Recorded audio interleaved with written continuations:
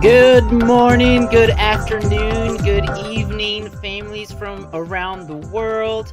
I am super excited to be with you today as we introduce our February theme, which is Outschool Around the World. So thank you for being here with us. Not only will I introduce you to our theme for the month, I'll also give you a preview of the upcoming themes, as well as introducing you to some very special educators that I'm very excited to introduce you to. So again, I'm Fernando, Learner Community Guy. I work with your learners, inspiring learners through our free events, hoping that they will get inspired and find their next passion, their next favorite Outschool educator, or meet their next Outschool friend. And throughout the year, we have different themes that we will be celebrating. For those of you who participated during our adventure learning conference, you'll have seen these. January was Makers Month. February is Around the World that we're celebrating this month. March, World Arts and Literature Month. April, Moneymakers Month. May, Outschool Talent Show. That's a misspelling of talent. Looks like I used an old PDF. Fernando, note to self. Oh man. May, that was all right. Outschool Talent Show. June, STEAM Month. That's when we'll be having our science fair. July, Great Outschool Campout. August, History Month. September's GameCon. October's Online Safety Month. Of course, our traditional costume and pumpkin carving contest. November, Outschool Writers Month, and December, our Bake Off. Now, to always keep an eye on our events, you can always find us at Outschool Learner Community, and it will be for this. It'll be I will share this link in the comments during the broadcast, and it will take you to our landing page.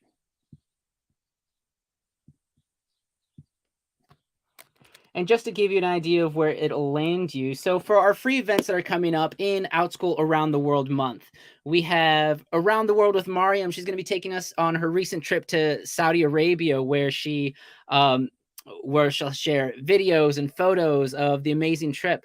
We'll also be going to Crete. We have Antonios, who's an Outschool learner who lives on the island and is going to take us live to visit a 3,000-year-old olive tree that's used to crown Olympians, and it's been around for such a long time. It's really cool that he can take us there live on a live field trip. Then we also have the Around the World challenges, and Around the World challenges are challenges that are themed around about travel. So learners, not only can learners create challenges for themselves, but the learner community will be creating challenges for learners to try, and also educators will be submitting videos for learners to try these different challenges. Anything from creating their own imaginary passport to an imaginary flight itinerary to creating a global dish or sharing a recipe from a different country. So all sorts of challenges and ways that learners can engage for free on the platform with the learner community. Now, of course, on those notes, we have our classes by educators that are on the theme. So for learners who are inspired by this global travel theme and around the world theme, you can see various classes. And if you scroll down to the page, you can explore around the world and see different educators and different classes that you can take during this month for learners who want to feel connected to the larger community. Sometimes as homeschoolers, we can feel a little isolated. And this is a great way for learners to be doing something together as a learner community. So they can take what they learn and then they can share it with our challenge group as well. Now, without further ado, I wanted to bring in two amazing educators for you that will actually be teaching to the theme. So without further ado, I just said to do twice. Can I make it 3 times? Now it's like 4 times. I will bring in Ms. Shiren. Did I get that right? Excellent. Coming into the stream, and Michelle coming into the stream. I can't even say it. The stream. And wait for it. Let's give a big round of applause. Oh wait, is it coming through yet? Oh wait, no, the audio did. Yes. They love you. They're so excited to have you. Oh, there we go. All right, enough of that for me. I gotta figure out how to stop it. Okay, excellent. Well, thank you so much for showing up with us today. Let me go ahead and remove this. There we go. That's your name. There. That's what I wanted to see. Mr. and Michelle, so excited to have you here. I'm going to ask you some questions and ask you about what you're teaching, where you're from. I guess the first question is what part of the world are you in, and what do you teach on Outschool? I'll throw that out to Miss Shiren. I'm based in Canada, on the West Coast, so Vancouver. I teach a number of courses. My focus is African diaspora studies and languages. So right now I have a set of classes around that. So for the African diaspora studies classes, I have Learn About Africa, which part of these are the ones I'm going to mention are all part of the Around the World series, but Learn About Africa, African diaspora studies, where you can, kind of go to different countries and learn about the diaspora in those places. And then I have one for, that's for kids and teens, by the way.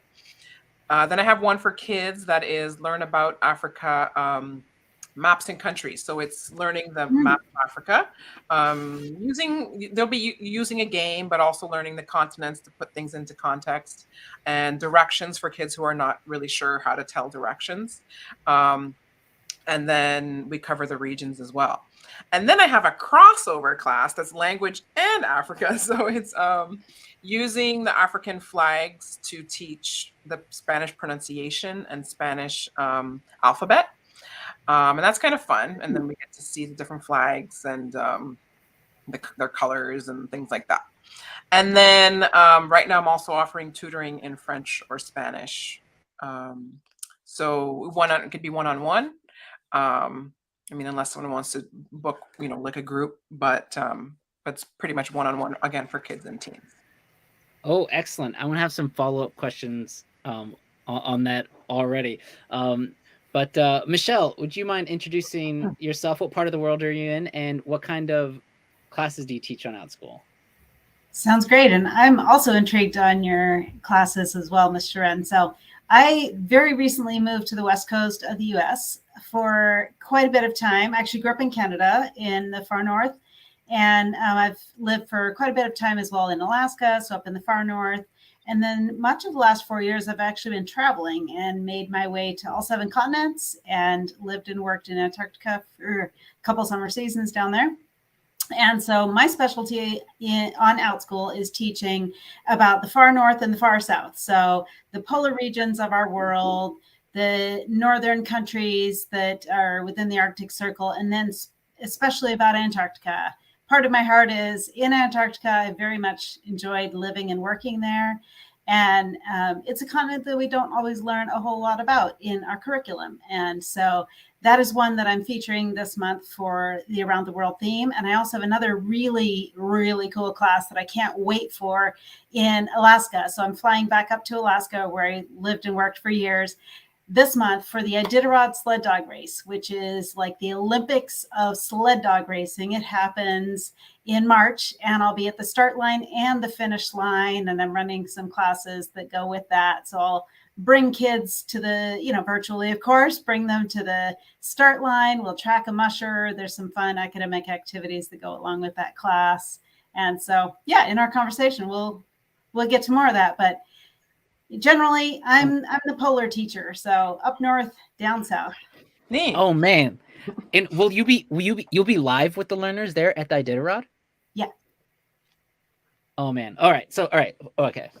Oh, all right. Questions. All right. So I have some follow-up questions. Ms. Shiren, would you mind defining diaspora? Just that was a. I remember when that was a new word for me. I don't remember the year, but I remember it's like in my adulthood that. Yeah, that's true. I forget that sometimes. So diaspora can be, so people are, I guess they're associated with a place where their ancestors came from. So whether that's China or the Middle East or Africa in my case. Well, Africa, and I have other diasporas in there, but when those people start to move and go to other places, they're considered a diaspora because they're kind of spread out. So, there are people of African descent in North America, South America, Europe, all over. So it's still an around the world class. It's just coming from the perspective of people of African descent who happen to live in those places. So, so diaspora can be for any community, but then African diaspora is that one particular. And diaspora is what is removed from the country of origin. Yeah, correct? But in my classes, I still try to address. I use content from Africa as well, because it's still kind of linking to that history and linking to, where the culture originated, and somehow, in some cases, how some things have remained, and sometimes they've changed. So I do still teach content from the continent as well, in my case. But yes, technically, it's having left. Okay, thank you for explaining that. So some things that I really was excited about in your classes, I think, was there's some things that I liked about your bios. Not only that it's like I'll go other. Well, Michelle, so you worked in Antarctica, which I find fascinating, and I also saw that you taught in New Zealand as well, because that's where I'm located right now. I'm broadcasting from New Zealand. I thought you were in Island. Oh, well, kia ora, Fernando. So, kia ora, yeah. So that was actually an accident of the pandemic. I had actually just come back from Antarctica in February of 2020, late February. When we fly to Antarctica, we fly through Christchurch, which is, for other people, is on the South Island of Aotearoa, New Zealand. And so I had just come back, and I was resting, relaxing, eating good food, getting some sunshine for a couple of weeks. And then we all remember how March of 2020 went. The short version is not well for most people. So I was in New Zealand already, and I decided I would stay there for a couple months, and we'll just see what happens with this thing. And this thing, anyway, of course, we all know, continued to change things in the world. So I decided to take my teaching certificate and have my teaching credentials accepted in New Zealand. And I taught in two schools, one up in Northland on the far north of New Zealand, and one just a little bit south of Christchurch on the South Island of New Zealand. So that was how I used my teaching credentials during a very interesting time in world history. And I got to live and work in Aotearoa, New Zealand. It was great. Nice. Not too bad a way to cruise through the pandemic. That's super exciting. And Ms. Shiren, you studied peace and conflict studies. Is that correct? And yeah. I was particularly excited about that because my wife is a peace and conflict instructor. And oh, really? And opened up my eyes to just a whole new world of seeing really peace and the studies and sort of how to, actually help create a better world. So I was curious more about that. And how do you see that as part of what you teach on Outschool? Okay, yes, for sure. Before I say that, I just want to say it's interesting how, Michelle, you teach North and South Pole, and then in New Zealand, you were in the North and in the South. Oh, that is funny. Extremes, that was like neat. In the extremes. So, so peace and conflict studies, when I was exposed to it, well, first of all, I started out with international relations. I've always just liked languages and travel and learning about different cultures. So when I came to peace and conflict studies, I was already coming from IR, but it's just more progressive. Is what I was told, and that's why I transferred. IR, international relations? Yeah, sorry, I keep using these terms. No worries. That's why I'm here to bring it down to the peoples. Right. Yeah. So, but when I got into peace and conflict studies, the approach was different. The approach was, there's conflicts in many parts of the world, and how do we resolve conflict? First of all, we have to learn about the other side. We have to learn, you want to find common ground. You can't just both be like, my side is more important, or what I think is more important. It's like, to get to that, you kind of have to be willing to learn and then find a solution that fits both. So I feel like through African Diaspora Studies, the class that I teach, I feel like it's exposing people to a bunch of different perspectives. And at least it's, even if you don't know a whole lot about that culture, it's like getting your feet wet, like dipping your feet in a little bit to kind of, like, the next time you hear about this country or people from that place, then you might be like, oh, I remember I learned a little something about that, or maybe I want to learn some more. And so I think that that's the foundation of, I think that's really important in peace and conflict studies. And I think that also just informed how I do my research, to try and make sure I'm looking at the different perspectives and understanding the different sides. But that's what kids can take away from it, is just, oh, I remember that country, or I think I learned something about that before. Yeah. Oh, so when they, if they met someone from Africa, they would have maybe a sense of connection to. Yeah, like, or even knowing, like, if I met someone from Africa, knowing, oh, he's from Nigeria, but he's from South Africa. Like, being able to know that it's not just one, like, continent's just not just one culture. Being able to have the awareness, like, and I think a lot of kids, unfortunately, are not really, it's not the kids, it's like what's taught in a traditional setting is very compartmentalized. So they may not be able to fine tune on some of those distinctions. So, yeah, 100%. And I just saw the their comments. People are saying hi. I forgot that there's comments on here. Wow. Hello. We had a question. Let's see. Have you ever sailed the Drake Passage? No, I have not. And I don't know if I want to, because I get seasick. So the Drake Passage is the notorious section between South America and the Antarctic Peninsula. When I was in Antarctica, I was on the other side of the continent. And so, no, I have not gone across the Drake Passage. That's where most of the cruise ships go. So it's potential that the person asking that question is maybe going on a cruise previously. I've had a couple kids in my classes whose families are taking them on a cruise to Antarctica, and we do a few classes and they learn a little bit. So maybe. No, I have not. Yeah. I don't know. Wait, did they take an Outschool class from a cruise? No. Their family was planning a cruise. And so they wanted to learn a little more about Antarctica before they went on their cruise. Oh, yeah. Oh, that's going to segue. That's a nice, good segue. I didn't know I did that. That's how we planned it. All right. What about we're doing Outschool Around the World Month, and plug in the free events that we have for learners as well.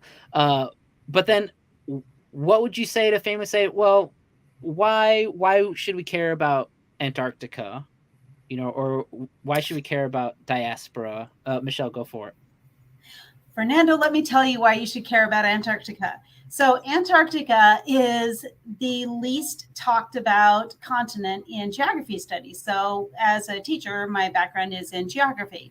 And most often in geography curriculum, even wonderful homeschool books will have Antarctica kind of as the last unit that sort of maybe gets done. Maybe you don't even get to it in that particular year. But Antarctica is actually the 5th largest continent.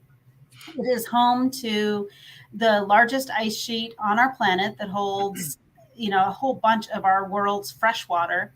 There's a lot of scientific research that is happening down there related to climate change and studying bugs and penguins and some of the amazing telescopes that captured the first image of a black hole in space. One of the telescopes as part of that array is at South Pole Station.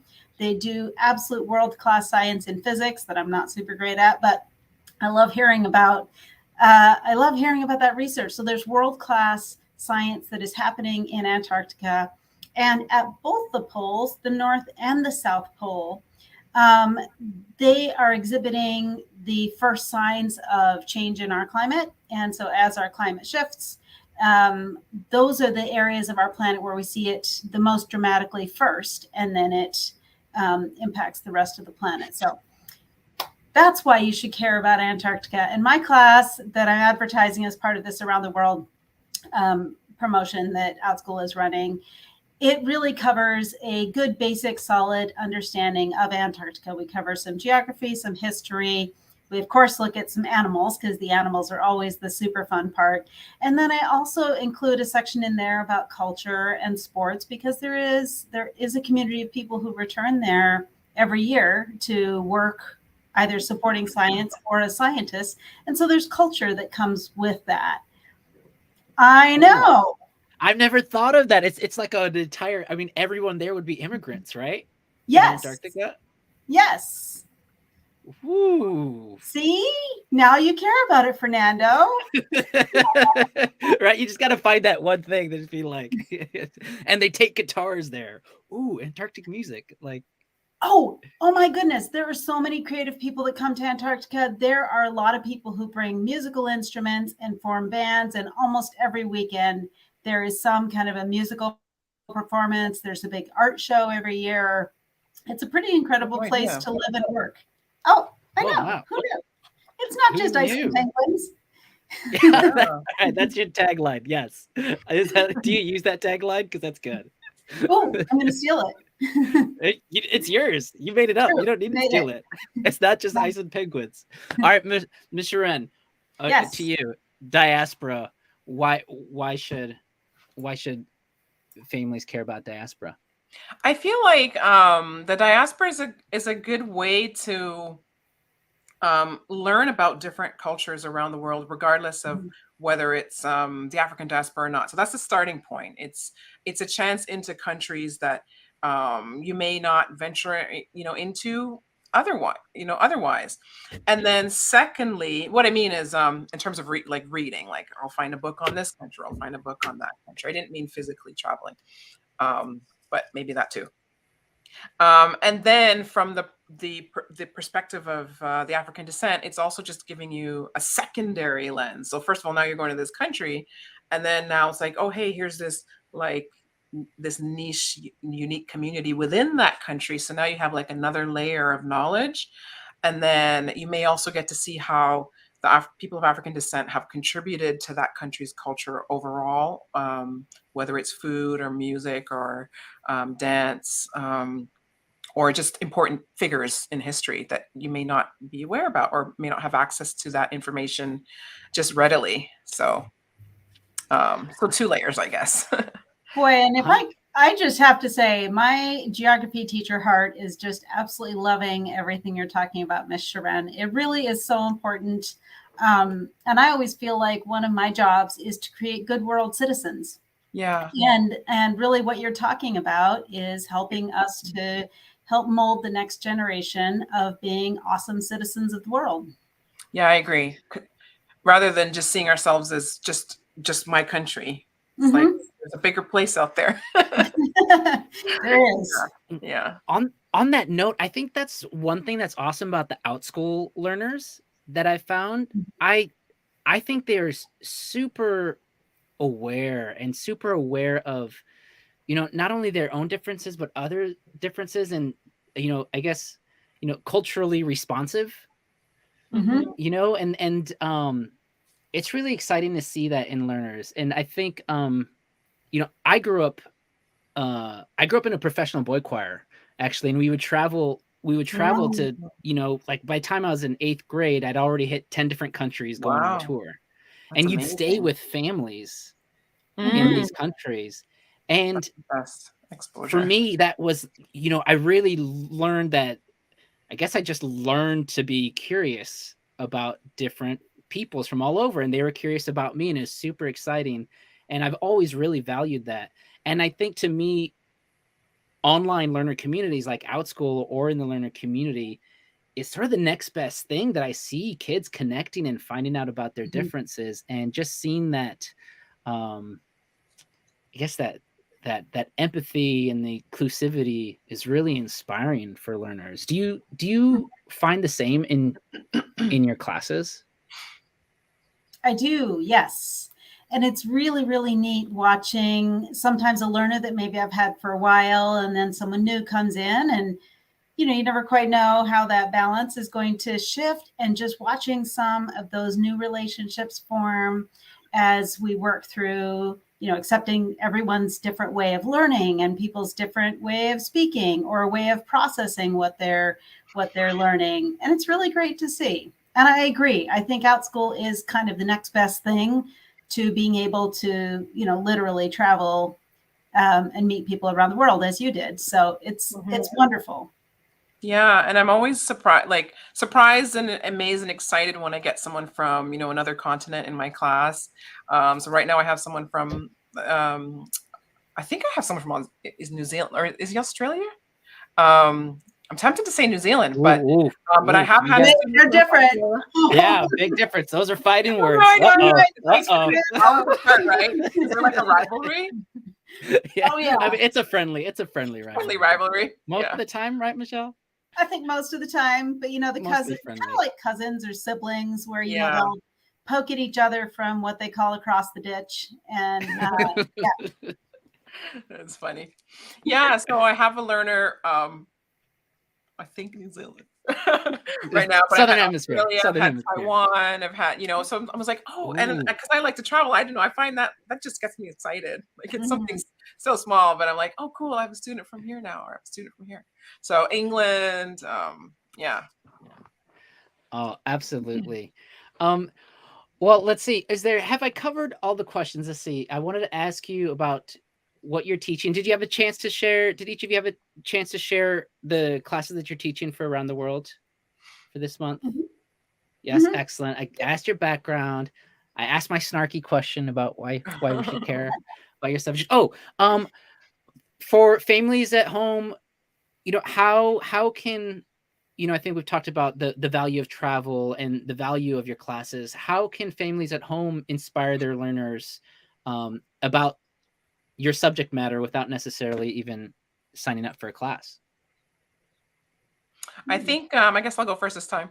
Well, the library is, every student's best friend. So just trying to get, books out from, not necessarily from other countries, because it may be another language, unless you're learning another language, but try to find, culturally aware books that have like kids books, or if you're at the kids stage, like kids books there's so many perspectives represented in kids books.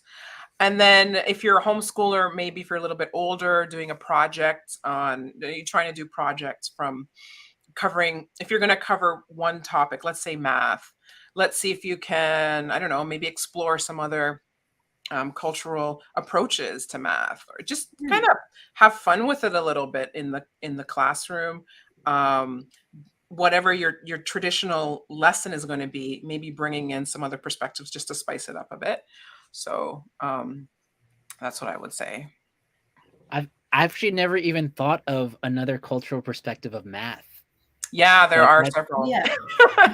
And my mind was blown too, and I was like, oh, and then sometimes it's like, I think that method is actually pretty quick. I think I wish I learned that one. So yeah, and I'm making math or notes for myself here. Thank you. Michelle.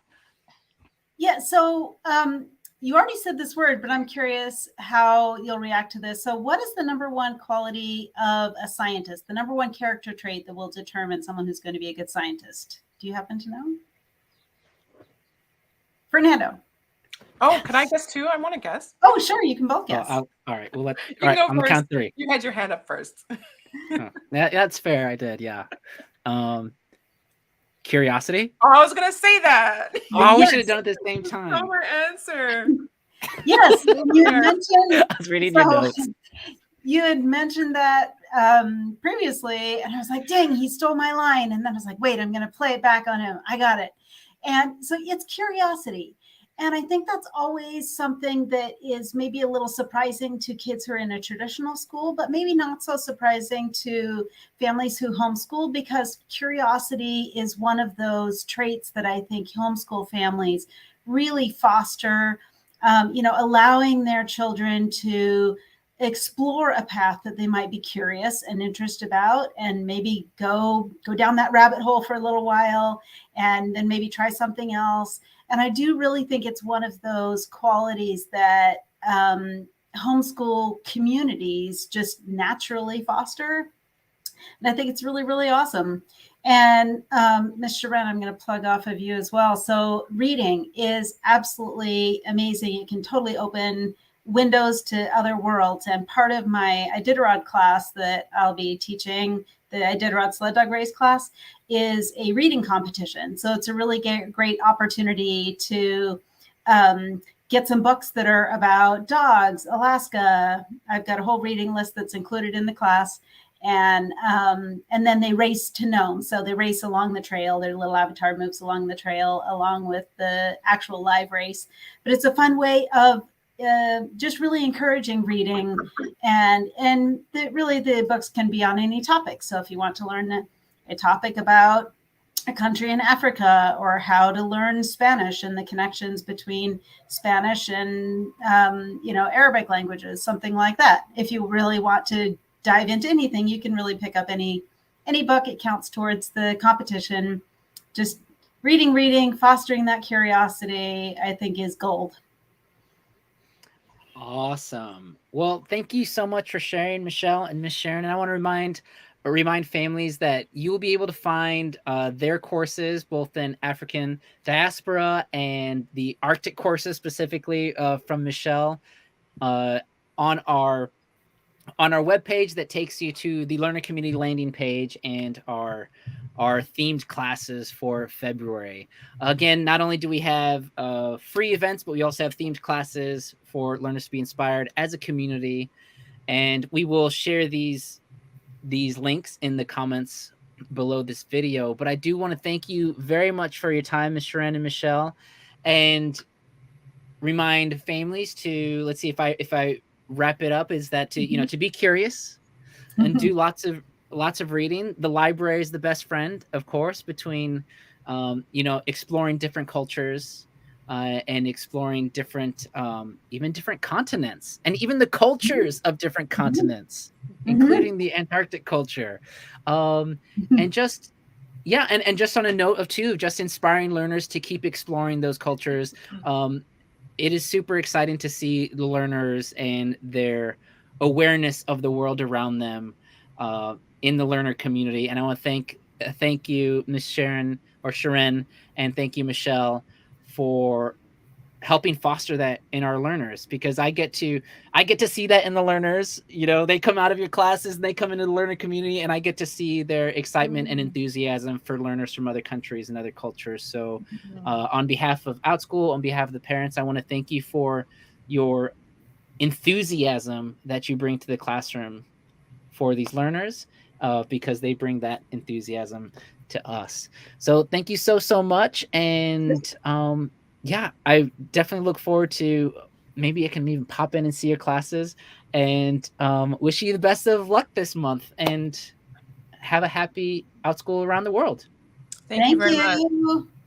And don't forget to sign up for the groups, Fernando's group.